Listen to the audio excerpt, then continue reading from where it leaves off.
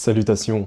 Lorsque j'ai découvert la rétention séminale en 2019, les années qui ont suivi, j'ai beaucoup traîné sur Reddit, notamment le Reddit anglophone qui est plus en avance sur le sujet que la francophonie. Il y a énormément de témoignages de mecs qui racontent que depuis qu'ils sont en rétention, ils reçoivent des compliments inattendus sur leur nouveau charisme et leur nouvelle énergie. Il y avait même un mec qui disait qu'il était passé de timide et renfermé à extraverti en seulement 2 mois. Et 2 mois de rétention, c'est rien du tout. J'encourage toujours à faire minimum 1 an de rétention. Vraiment, c'est vraiment le minimum. Tout homme doit expérimenter minimum 1 an de rétention dans sa vie.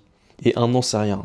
T'imagines, aujourd'hui, on vit en moyenne 80 ans. Parce que au bout de 3 mois, t'évolues, ok, t'as des changements, ok. Au bout de 6 mois, t'es une autre personne. Mais au bout de 1 an, je t'assure que t'es complètement transformé.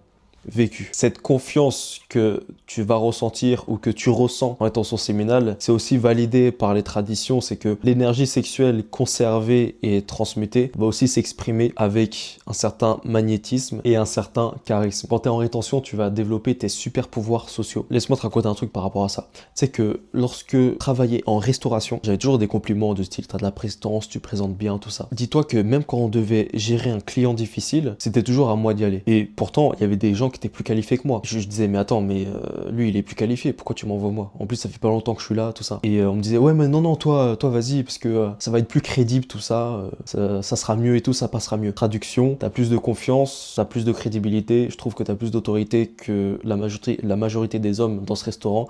Donc, toi, vas-y, parce que entre guillemets, t'es notre meilleur soldat pour ça. Et tu verras que tu auras plein de petites stories, plein de petites anecdotes sur des gens qui vont être gentils avec toi, qui vont te complimenter, qui vont se sentir bien en ta présence, alors que t'as rien fait de spécial pour ça. Bien sûr, on s'entend, hein. Si jamais t'es un connard, tu seras toujours un connard, mais en rétention séminale. Donc, ça améliore ta confiance et ton estime de toi. Mais comment concrètement ça se passe? La majeure partie du plaisir sexuel se produit dans le cerveau. Ça, c'est vrai, on est ok. À chaque fois que tu éjacules, ton cerveau libère de la dopamine. Par rapport à la dopamine, faut bien comprendre ce que ça implique. Ce n'est pas la dopamine en elle-même qui nous procure du plaisir, mais la dopamine, comme un messager, c'est un neurotransmetteur qui va transmettre des messages entre les cellules nerveuses. Elle fait partie de la famille des catécholamines. Ça va regrouper l'adrénaline, ça c'est connu. Une qui est un peu moins connue, la noradrénaline et la dopamine. Et donc la dopamine circule dans les voies dopaminergiques, ces voies qui sont associées au comportement et à la motivation. Ça signifie que lorsqu'on perçoit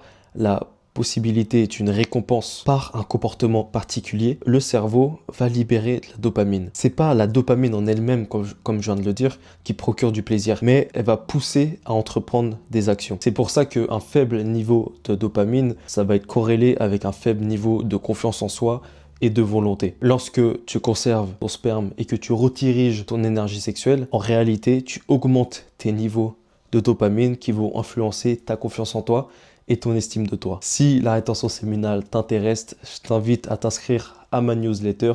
T'inquiète pas, c'est 100% gratuit. 3 fois par semaine, par mail, je te partage les secrets de la rétention séminale et notamment des choses que je ne peux pas forcément dire sur YouTube. Fraternellement, Nachis.